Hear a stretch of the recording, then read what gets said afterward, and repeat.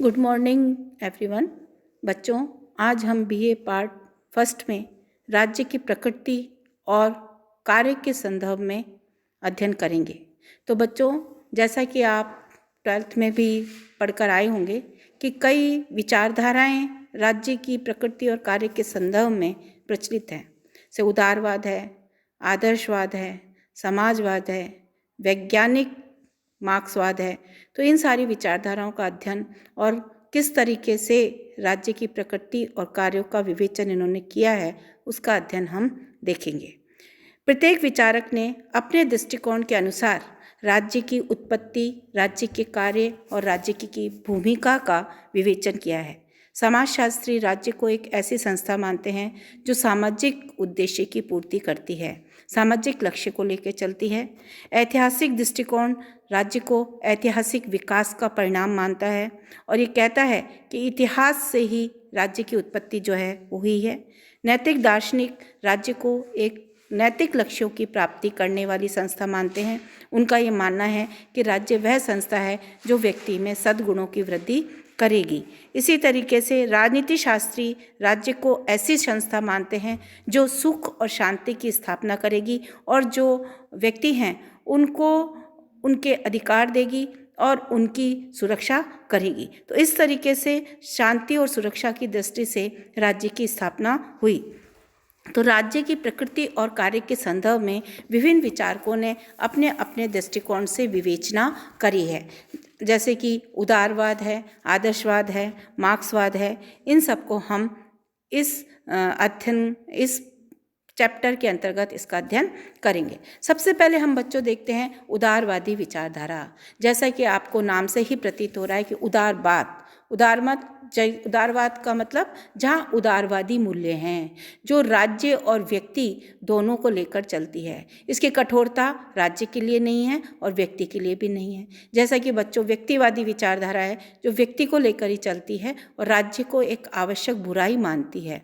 ऐसे ही यदि हम देखें तो अराजकतावादी विचारधारा है जो राज्य को एक अनावश्यक बुराई मानती है और उसको समाप्त करने पर बल देती है। लेकिन उदारवादी एक मध्यम मार्गी हैं जो राज्य और व्यक्ति दोनों को लेकर ही चलते हैं। तो उदारवादी विचारधारा की कुछ जो सिद्धांत हैं उनको जो हम देखते हैं तो पहला जो बिंदु है वो यही है कि उदारवादी विचारधारा कोई दर्शन नहीं है बल्कि ये विचारों का सम्मिश्रण है जिसके अंतर्गत अनेक मान्यताएं, आदर्श और संस्थाएं आती हैं।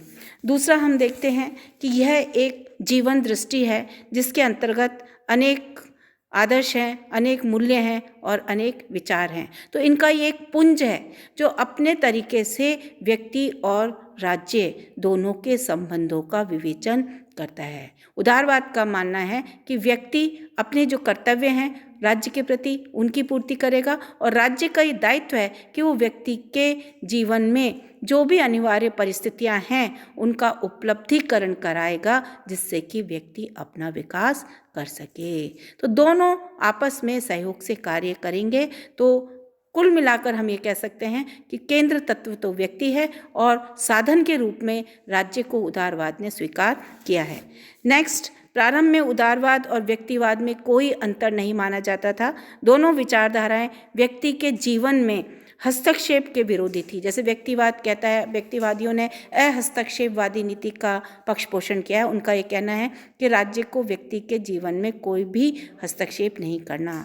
उसने बंधन से मुक्त स्वतंत्रता की बात करी है।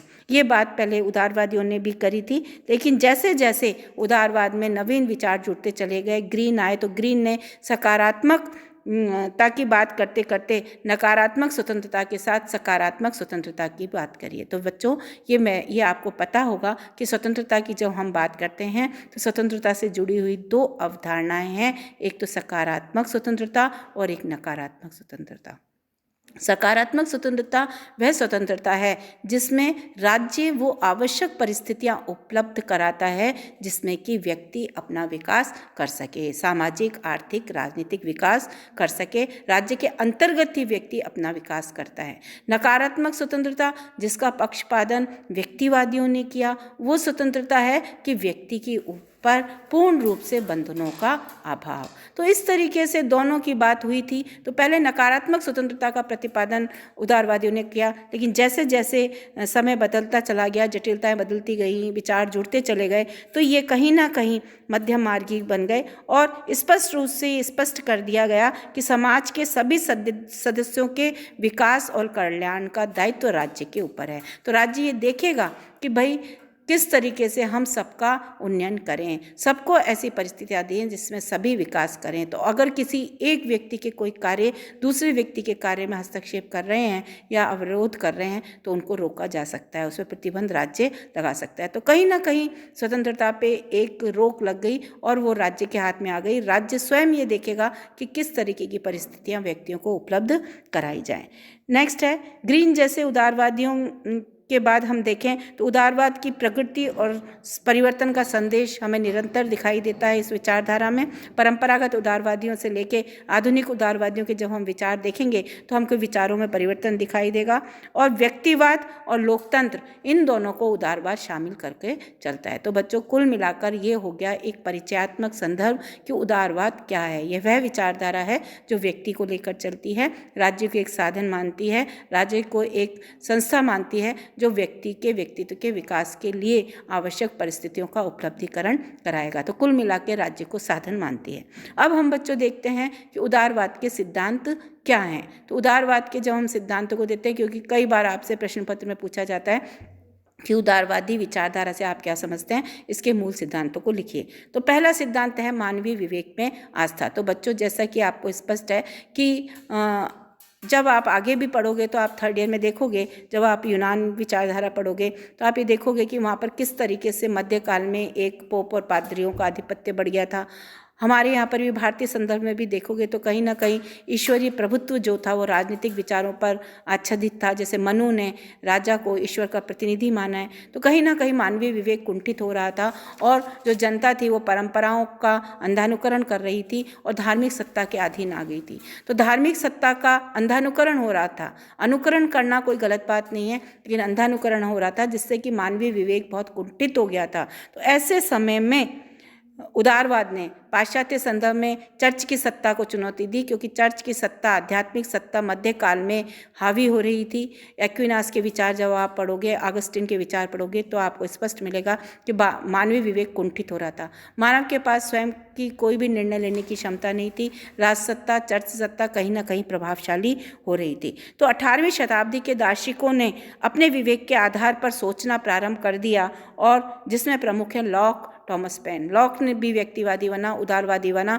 उसने ये कहा कि कहीं ना कहीं मानवीय विवेक को प्रधानता दी जानी चाहिए, क्योंकि संस्था एक अमूर्त है, इसको चलाने वाला मानव है, तो उसके विवेक को, उसको अपने विवेक के आधार पर निर्णय लेने का अधिकार होना चाहिए। कोई भी सत्ता उसके ऊपर प्रभावशाली नहीं हो सकती है। तो ये बातें और एक ये जो नई शुरुआत है वो हमको उदारवाद में दिखाई देती है। दूसरा इसका जो विशेष बिंदु है वो है इतिहास और परंपराओं का विरोध। उदारवाद ने उन पुराने इतिहास का और परंपराओं का विरोध किया जो कि रूढ़िवादिता को बढ़ावा देते हैं। ये एक प्रकृतिशील विचारधारा है जो कि नवीन सृजन में विश्वास रखती है, नवीन विचारों की बात करती है, नई व्यवस्थाओं की बात करती है और इसका प्रयास यह है कि किस तरीके से व्यक्ति को सुरक्षित और स्वतंत्र रखा जाए। राजनीतिक व्यवस्था इस तरीके की हो जो कि व्यक्ति को उसके उद्देश्य की प्राप्ति में सहायक हो, उसके लक्ष्यों को प्राप्त कराए, उसके व्यक्तित्व में पूर्ण रूप से सहायक हो। तो इस तरीके से प्रगति के लिए ये आवश्यक है कि पुरानी परंपराओं और इतिहास का अंधानुकरण नहीं किया जाए, उनका विरोध किया जाना चाहिए। तो गलत परंपराएं जो प्रकृति में बाधक हैं उसका उदारवाद ने विरोध किया। तो ये भी इसका एक प्रमुख जो बिंदु है वो हमको दिखाई देता है। नेक्स्ट जब हम देखते हैं वो है मानवीय स्वतंत्रता की धारणा में विश्वास। तो बच्चों में पूर्व में भी आपके बता चुकी हूँ कि उदारवाद की अवधारणा है कि व्यक्ति बंधनहीन है। जब वो जन्म लेता है तो वो अधिकारों के साथ ही उत्पन्न होता है। इसलिए आप इंग्लैंड के संविधान को जब देखेंगे तो उसमें कहीं पर भी संविधान में अधिकारों की बात नहीं की गई है, क्योंकि मानना है कि स्वतंत्र जीवन जीता है व्यक्ति क्योंकि वो अधिकारों के साथ ही पैदा होता है। उसके ऊपर किसी भी स्वेच्छाचारी सत्ता का जो नियंत्रण है वो नहीं होना चाहिए। ऐसा वातावरण व्यक्ति को मिले जिसमें कि वो अपनी सृजनात्मक रचनात्मक अभिरुचियों का विकास करे, अपने व्यक्तित्व का विकास करे और विवेक के आधार पर अपना आचरण करे। ये वो उसमें एक कैपेसिटी हो, एक क्षमता हो कि क्या गलत है और क्या सही है, इसका निर्धारण स्वयं व्यक्ति अपने आधार पे करे। तो मानवीय विवेक को सर्वोच्च रखा है उदारवादी विचारधारा ने, और मानवीय जीवन पर निरंकुश सत्ता का समर्थन नहीं करती है, उसका विरोध करती है। एक मानव को सामाजिक, आर्थिक, धार्मिक, सांस्कृतिक सभी प्रकार की स्वतंत्रता देने के पक्ष में है उदारवादी विचारधारा। नेक्स्ट है व्यक्ति साध्य और समाज और राज्य साधन। तो बच्चों, मैंने अभी आपको बताया कि उदारवादियों ने समाज और राज्य को एक संस्था माना है, एक साधन माना है। उनका ये मानना है कि व्यक्ति तो जन्म ले लिया, अधिकारों के साथ पैदा हुआ और उन अधिकारों की रक्षा के लिए समाज और राज्य जैसी संस्थाओं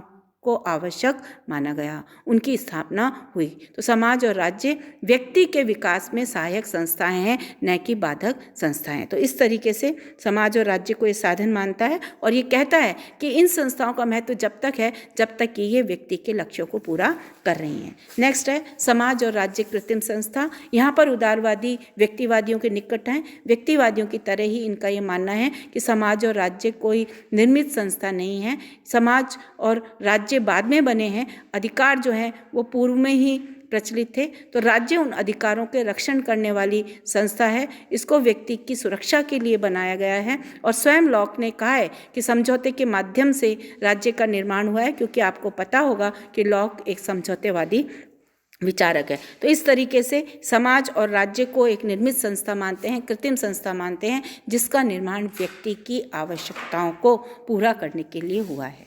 नेक्स्ट है प्राकृतिक अधिकारों की धारणा में विश्वास। तो जैसा कि मैंने आपको बताया, उदारवादियों का ये मानना है कि प्राकृतिक अधिकार सर्वमान्य हैं, अधिकार समाज प्रदत्त या संविधान प्रदत्त नहीं है। जब व्यक्ति ने जन्म लिया तो वह अधिकारों के साथ ही पैदा हुआ है। आवश्यकता राज्य और समाज की इसलिए हुई कि वो इन अधिकारों का रक्षण करेगा। तो इस तरीके से उदारवादियों का मानना है अधिकारों की सृष्टि संस्थाओं के माध्यम से नहीं हुई है, अपितु संस्थाओं से पहले भी अधिकार विद्यमान थे। राज्य की उत्पत्ति इन अधिकारों की रक्षा के लिए हुई है। तो बच्चों, यहाँ तक तो ये बात समझ में आपको आ गई। नेक्स्ट है धर्मनिरपेक्ष राज्य का आदर्श। उदारवाद का मानना है कि राज्य का अपना कोई धर्म नहीं होगा। धर्मनिरपेक्षता का अर्थ जानते हो आप बच्चों? धर्मनिरपेक्ष क्या है? धर्मनिरपेक्ष का मतलब है कि सभी को अपना धर्म अपनाने की स्वतंत्रता हो। किसी भी राज्य का अपना कोई धर्म नहीं होगा। राज्य सभी धर्मों को समान अवसर देगा विकास के। तो बच्चों, हमारे भारतीय संविधान में धर्मनिरपेक्ष जो शब्द था, इसको पंथ निरपेक्ष कर दिया है, संप्रदाय की बात कर दी है, क्योंकि वहाँ पे ये कहा गया कि इसका क्लैरिफिकेशन क्लियर नहीं हो रहा था, धर्म का मतलब ड्यूटी से लिया जा रहा था, तो इसलिए उसको पंथ निरपेक्ष कर दिया है ना। तो हर कोई अपना धर्म मानेगा, राज्य किस पर कोई भी धर्म आरोपित नहीं करेगा। वो उसका अंतःकरण की स्वतंत्रता है कि वो जिस धर्म को अपनाना चाहे वो धर्म अपनाएगा। तो धर्मनिरपेक्ष राज्य की बात करिए। शासकीय स्वेच्छाचारिता का विरोध और कानून की प्रधानता के प्रति इसका बहुत ही पक्ष पोषण है। इसने प्रतिपादन किया कि कानून को सर्वोच्च रखना होगा। तो उदारवादियों का मानना है कि कोई भी सत्ता निरंकुश नहीं होगी। व्यक्ति का साध्य क्या है? व्यक्ति जो है स्वयं साध्य है, उसके लिए आवश्यक परिस्थितियों का व्यवस्था करना, उसकी जो व्यक्तित्व विकास की जो परिस्थितियां उनका उपलब्धिकरण कराना, ये दायित्व राज्य का है। तो निरंकुश सत्ता कहीं पर भी व्यक्ति की स्वतंत्रता को सीमित नहीं करेगी। स्वेच्छाचारी शासन को कहीं पर भी उदारवाद स्वीकार नहीं करता। उसका ये मानना है कि कानून की प्रधानता होनी चाहिए, कानून सभी के लिए समान होने चाहिए, चाहे तो शासक हो चाहे शासित हो। तो ऐसा नहीं है कि कानून की परिधि में केवल शासित ही आएंगे, शासक नहीं आएंगे। तो बच्चों, यही है कि जब आपने सामाजिक समझौता देखा था तो आपने हॉब्स लॉक में अंतर देखा था। हॉब्स ने जो समझौता हुआ तो उसने कहा था कि समझौते की शर्तें केवल व्यक्तियों पे लागू होंगी, शासक पे नहीं। लेकिन लॉक के समझौते में ये स्पष्ट था कि जो भी समझौता हुआ है वो शासक और शासित दोनों पर ही लागू होगा, दोनों को शर्तों को मानना होगा। यदि कोई शासक मनमानी करता है, अत्याचार हो जाता है, तो जनता को उसके विरोध का अधिकार है। तो ये बच्चों क्लियर हो गया आपको।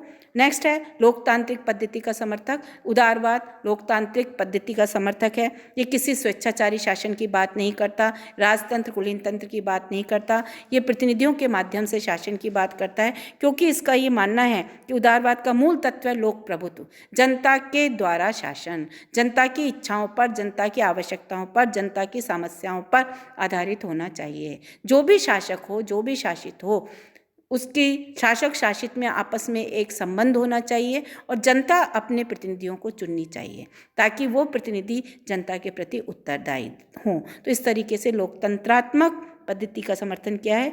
नेक्स्ट है अंतर्राष्ट्रीयता और विश्व शांति की बात। उदारवाद विश्व शांति, विश्व बंधुत्व की बात करता है। इसका ये मानना है कि प्रत्येक राष्ट्र दूसरे राष्ट्र के साथ सहयोग करे, आपस में वैमनस्य नहीं करे और जो एक प्रतिस्पर्धा है शक्ति बढ़ाने की, उस प्रतिस्पर्धा पे कहीं ना कहीं रोक लगाए, क्योंकि बढ़ती हुई शक्ति की प्रतिस्पर्धा, शस्त्रीकरण की होड़ कहीं ना कहीं थर्ड वर्ल्ड वार का कारण बन सकती है। तो शांति और व्यवस्था बनाए रखने के लिए संपूर्ण विश्व में यह आवश्यक है कि सभी राष्ट्र आपस में परस्पर एक सहयोगात्मक रवैये से कार्य करेंगे और शांति को स्थापित करेंगे। तो बच्चों, आज की क्लास में हमने ये उदारवाद और उदारवाद के मूल सिद्धांत पढ़ लिए। अब नेक्स्ट क्लास में हम राज्य के उद्देश्य और कार्यों के संबंध में उदारवाद विचारधारा क्या बताती है, उसका अध्ययन करेंगे।